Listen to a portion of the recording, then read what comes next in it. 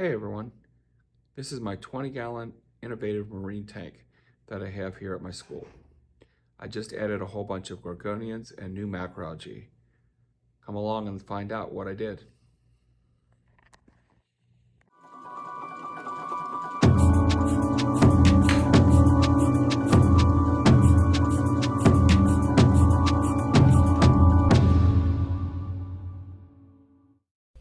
So I decided to do a little refresh on my 20-gallon tank at school, and I decided to get some macroalgae and some other invertebrates from Gulf Coast ecosystems.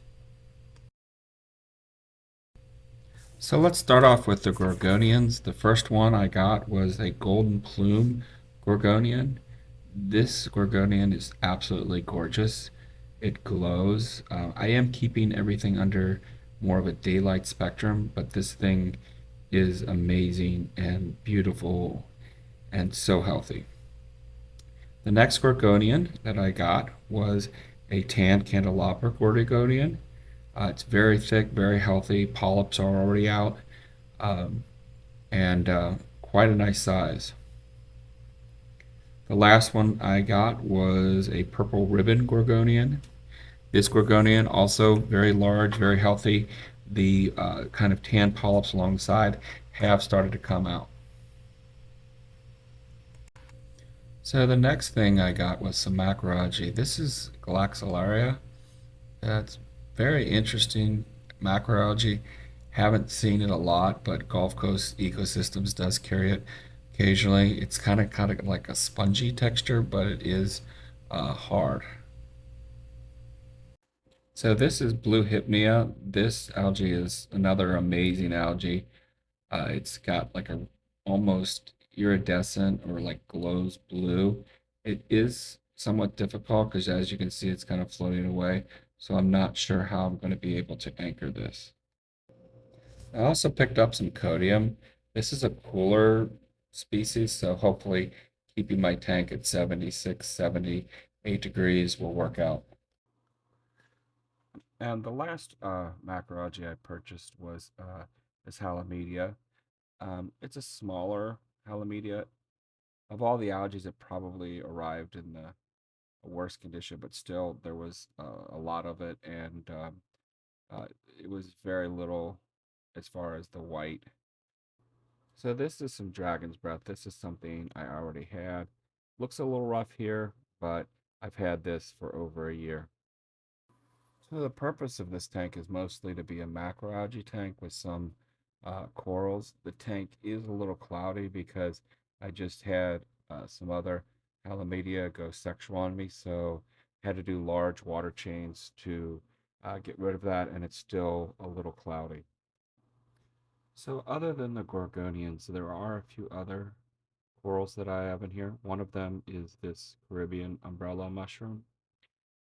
I had one of these in another tank, a very much more colorful one. It didn't survive, so hopefully this one will make it. I wanted to keep this tank mostly uh, macroalgae and inverts because this would be a tank that students are getting into, but there were some corals that I thought are worthwhile and would add to the overall look of the tank. So I added some Florida Recordia, very reasonably priced. And also, who doesn't love some Paulsine Xenia? Whether you're new or old into the hobby, it's still a fascinating and mesmerizing coral to watch. So let's move on to the creepy crawlies in the tank. So in this tank, I just have invertebrates. Don't have fish because I do want this to be a tank that kids can stick their hands into, whether they're fragging corals or lots of times they want to hold the crabs or things like that. They want to interact with them, and I don't want fish swimming around. Plus, I've never had an all invert tank, so and I found that they're very entertaining. When there's not food out, they do tend to hide a lot. But just watching the crabs and the starfish go throughout the tank and all the different types of crabs that I do have. They're very entertaining. The kids really enjoy observing them.